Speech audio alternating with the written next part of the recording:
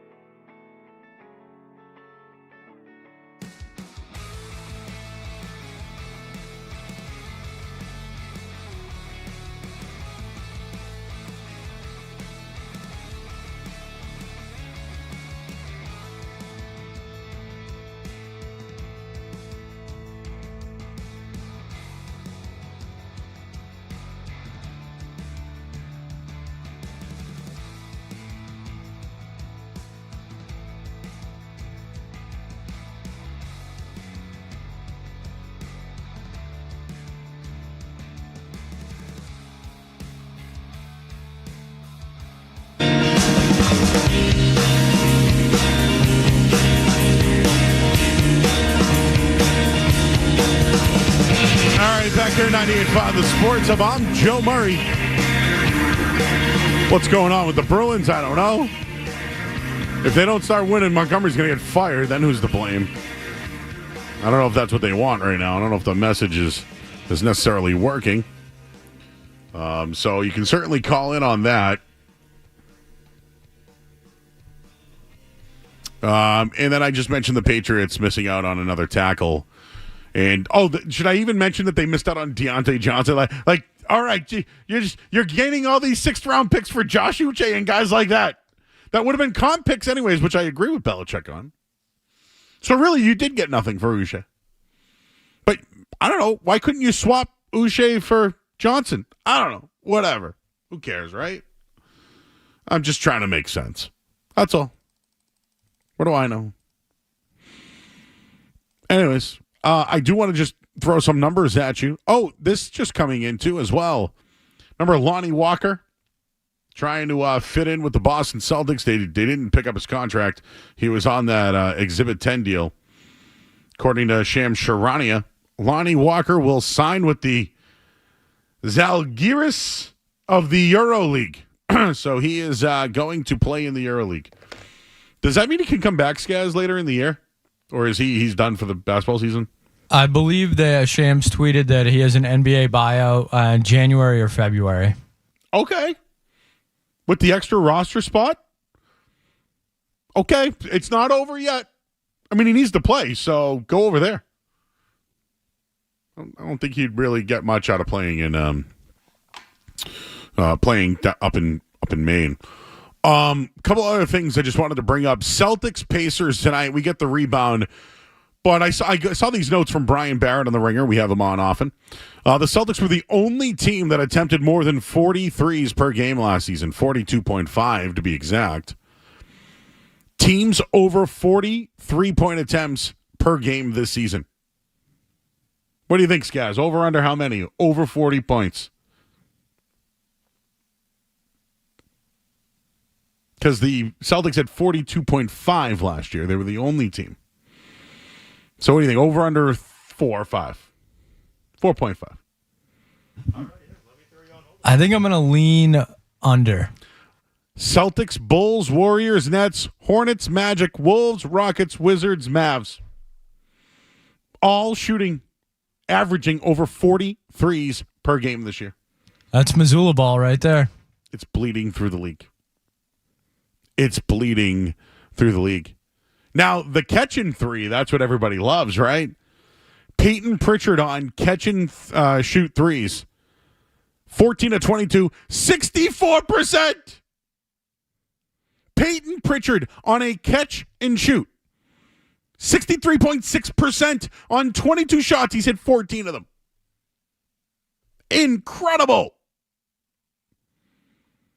So you get a rematch from last year's Eastern Conference Finals. See, I feel like a big night for Jaylen Brown, but we can talk about that in a minute. The Pacers, right, get blown out by New York the other night. It was bad. What was that, Friday? That was ugly. Got their asses kicked. They've been struggling from three. Last year, they were good from three. So to give you the numbers on that, from three this year, they're shooting 31%. That's 26th in the league. They're averaging about 30 attempts per game. That's 25th. They're making 9. That's tied for 28th in the league.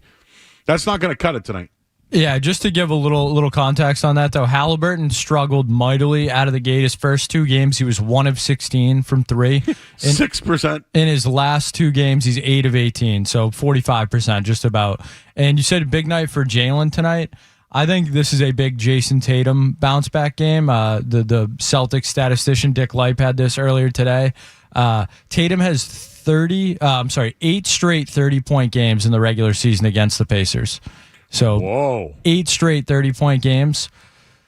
That's Tatum cooks these guys usually. So you're looking for Tatum to bounce back after kind of a rough night against the Bucks.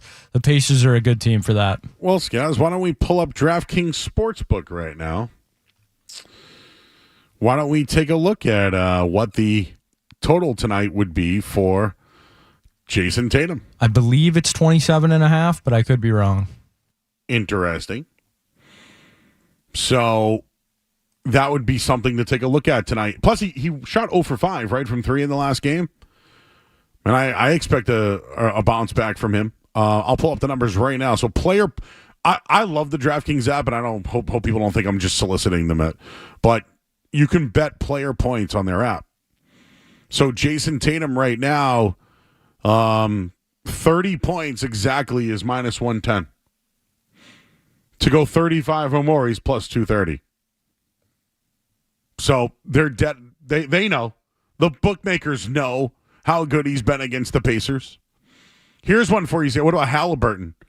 You can also bet on player threes. So Tatum tonight, who went 0 for in the last game, 4 or more, plus 110. Halliburton, you mentioned he's been hot. Tonight, 4 or more, he's plus 135. 5 or more, plus 310. And, of course, our buddy Peyton Pritchard, who's just been cash money. Let's ring the bell. Give me over 3 threes tonight for Peyton Pritchard plus 105. Give me 3 for PP. And Sam Hauser's back in the mix tonight, it sounds like. His 3-point total plus 135.3. I'll lay off that. But, yeah, if you're talking about players to make with a bounce back, Tatum's there. I think Jaylen Brown is getting hot. Him to have 25 points tonight, minus 145. 26 or more is minus 120. That's where I think he's going to be tonight. He finished with 30 the other night. I think he's slowly starting to ramp up a little bit. Couple of things I just wanted to bring up before we go. Points off pull-ups this year. Jason Tatum's number 1 in the league, 57 points. Last night, you saw Anthony Edwards. He's at 51. Luka at 51. Pull-up threes. Luka, Edwards, Tatum. Go figure that threesome, huh? Edwards was 5 for 9 last night in the game against Dallas in pull-up threes. Tatum, 0 for 5 on Monday. So just wanted to throw that out there. And the other team that's really been surprising me of late, the Cavs. Not only are they up there in three-point percentage with the Celtics, but half-court offense. Celtics are number 1 in the league far and away at 117 points per game half-court offense. The Cavs, second at 107. Last year, the Celtics led the league at 106. They're 10 points better in the half-court through 4 games than they were all of last year when they were one of the best teams of all time.